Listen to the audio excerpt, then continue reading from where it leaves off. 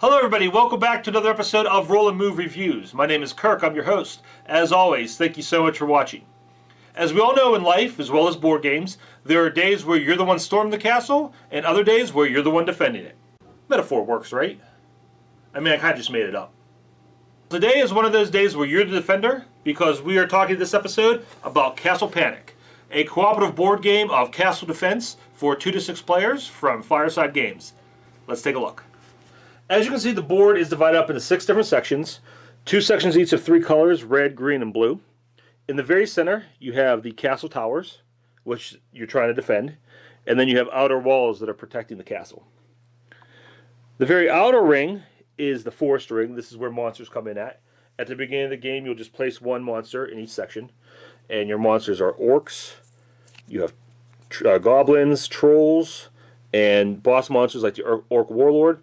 And the boss monsters, besides just being tougher to take out, will have some kind of impact on the game. They may affect the board or monsters in play, or just do something nasty that's going to mess things up for all the players. In between those 2 sections, you have the archer ring, the knight ring, and the swordsman ring. Now, you're going to get dealt hands of cards and be drawing more cards throughout the game. They're going to correspond with those sections. For example, you have a blue knight. The blue knight card can be played to attack any monster in the blue knight ring. You have the red archer. He can be played to attack any monster in the red archer ring, and so on and so forth. On your turn, first thing you're going to do is you're going to draw up your hand size. Your hand size depends on the number of players. It's 2 to 6 players, and obviously the fewer players you have, the more cards you're going to have in your hand. Then you have the opportunity to discard a card and draw a new one, and then trade 1 card with another player. So you really have the opportunity to optimize your hand and maximize your turn every time you go. After you're done discarding and trading, then you get to play your cards. You can play 0 cards, or you can play your whole hand. As many attacks or specials as you want to play, until you've done everything that you can and that you want to do. Once you're done playing cards, very simply, all the monsters just move 1 space closer to the castle. Then you're going to take this bag, this cool little monster bag, draw out 2 new tiles, and resolve them. You may draw monsters. If that's the case, you roll the die, and you'll just place them in whatever section you rolled. But there are other certain kind of tiles, like you might get a giant boulder. If you get that, you roll again, and wherever that rolls, it just comes down, kills any monsters in its way, and takes out a wall or a tower in front of it. You might get something like a plague. A plague, you just have to discard whatever kind of card it tells you to. Swordsman, plague on swordsman there. You may have to move monsters clockwise or counterclockwise. You may have to discard cards, or move all the monsters in 1 color space, or just draw new tokens. So again, you can't just plan on there being 2 monsters in the forest section every turn, and everybody moving 1 space. A lot of different things could happen to make it a lot worse than that, and the board can get out of control awfully quickly. Now, like I said, the monsters will be moving towards the castle every turn, and you can play the cards of whatever space they're in to attack them. If they make it to a wall, and they move into it, they destroy the wall, and take a point of damage. If they're still alive at that point, they will move into the castle ring and destroy the tower piece if it's there.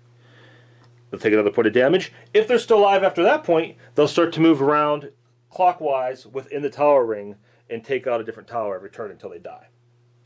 Now, once they're in the middle there, not all hope is lost, because you do have cards that can be played, like the Barbarian or Drive Him Back, which have these castle signals on it.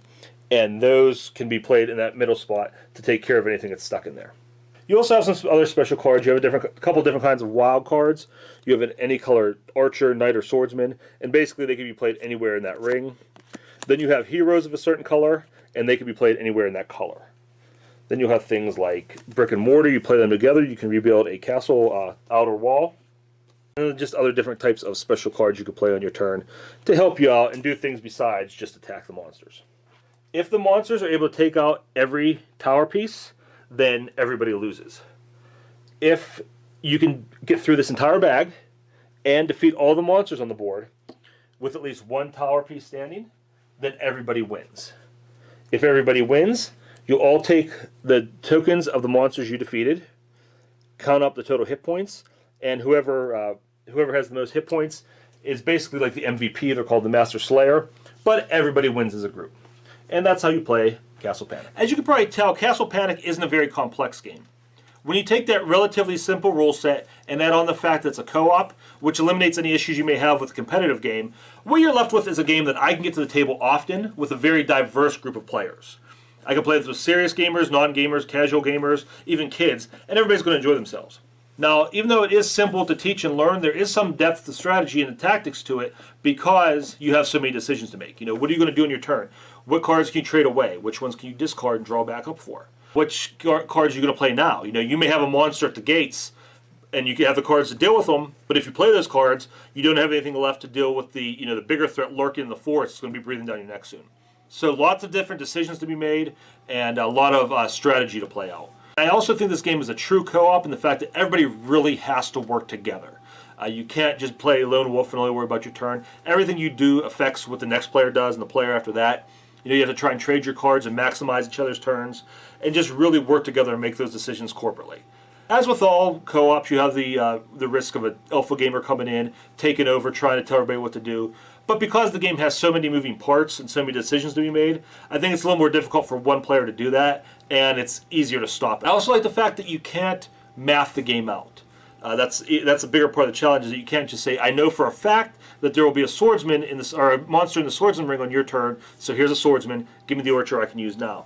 Because there's such diversity of tokens in that bag, you may have something come up that moves that guy or kills the swordsman. You can't just plan for every eventuality. You kind of have to think on your feet. And that really builds into the challenge of the game. And the game is challenging. Just because it's simple doesn't mean it's easy. Just because the rules are simple doesn't mean the quest is easy. You're going to have to really work hard to protect those towers, and you're probably going to lose some. It might come down to one tower. You start pulling towers out of that bag, the wrong things come up, that board gets out of hand very quickly and out of control, and you got to decide what you're going to do. So the game is very challenging. You're not always going to beat it. You may not beat it often. You may, if you do beat it, it might just be by the skin of your teeth, but it's a very challenging game. And I think that's why, like I said, it does work for serious gamers as well as casual, just because there is a challenge to it and there is some depth of strategy. The components in the game are really nice. I like the fact that you have the physical castle towers that you're trying to defend, and you're watching them disappear off the board, and things are getting tense because of that. That monster bag that you draw the tokens out of is really nice. It's always nice to give you a little, something extra like that. You don't have to use a cup or anything. You just have something that looks very thematic and has cool art on it. The artwork on the board and the tiles are really nice. So everything comes together really good. Overall, I think, unless you're looking for a very heavy, hours-long, brain-burning game, this probably isn't the game for you. But otherwise, if you're looking for a good game to play with a lot of different players and just have a good time working together and defending the castle, check out Castle Panic. Hey everybody, thanks so much for watching this episode of Roll and Move Reviews. Please leave me a comment and let me know what you think about Castle Panic. While you're at it, be sure to subscribe to our YouTube channel and like us on Facebook. We've got a lot of cool stuff going on in the channel right now. I've started my top 10s of board gaming series, and I've also been doing some movie reviews, which are kind of fun. So make sure you subscribe, and that way you won't miss anything. The other thing you're going to do is visit our sponsor website, alteregogames.net. Christmas is coming. You got a lot of people to buy for, a lot of gamers you want to buy for. You want to save some money, you want to go to alteregogames.net. Great deals. It's the site for you. If you want to check out some of my older videos, you can check them out on Facebook, YouTube, Board Game Geek, or the Alter Ego Games site. Take a look at those, and I will see you soon, guys. Have fun out there.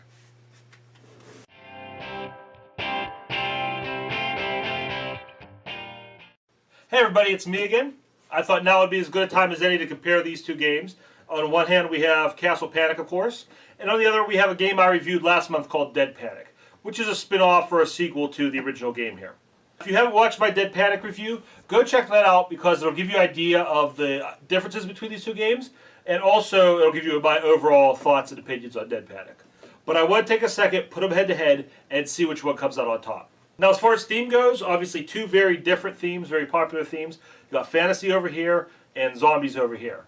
I would say that Dead Panic needs to be a zombie game more than Castle Panic needs to be a fantasy game. Meaning that Dead Panic was obviously designed to tell a zombie story, and that theme and that story come out very well. With Castle Panic, you get the look and the feel of a fantasy game, but it really could be anything. I mean, instead of monsters attacking a castle, it could be spaceships attacking a satellite. And the game would play out almost exactly the same. Now on the flip side, because of Dead Panic's theme, you may lose a little bit of the accessibility that I talked about with Castle Panic. There's nothing that graphic or that gross in Dead Panic, But some people who are more sensitive to that kind of imagery, or little kids maybe turned off, where pretty much anybody can play Castle Panic and not get offended. Component-wise, I would say that the components are solid in both games. Only real difference is that Dead Panic has more. There's a lot more going on in this game, so there's more pieces to handle. Castle Panic is very streamlined, very simple, very straightforward. Dead Panic takes those basic mechanics and really builds off that and puts more game into it. This is a much heavier game experience. I would call this the gamer version of Castle Panic. There's more rules here. Your objectives are different. There's more to learn, more to remember. So again, heavier game. Maybe, I don't know if it's a better game, but there's more game to this. But because of all the new rules and the heavier learning curve, you'll lose the accessibility you had with Castle Panic because this game is so simple. So again, a lot of that depends on the group you're playing with. Castle Panic does scale better. I'd say if you have 2 or 3 players and you play Castle Panic, you're going to have just as much fun as if you played with 5 or 6. Dead Panic, I feel like, is designed for a larger group. So if you play with 2 or 3, you're not going to get the full experience with Dead Panic. Overall, when I play these games, I'm looking for something a little lighter, something a little simpler. Kind of want to be able to turn my brain off, not worry about a whole bunch of rules, and maybe play, like I said, with people I normally wouldn't be able to play games with. So I am giving a slight edge to Castle Panic. But again, it's up to you and your game group. If you guys play Castle Panic, and when you're done you're satisfied, you feel full from the experience, then stick with this because you found a winner.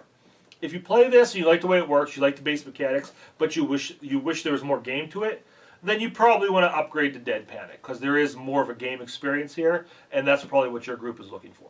Like I said, I give a slight edge to Castle Panic, but if someone brings Dead Panic to the table, I'm not going to complain because that's a pretty good game too. Let me know what you guys think, what you decide. Leave your comments below. See you soon.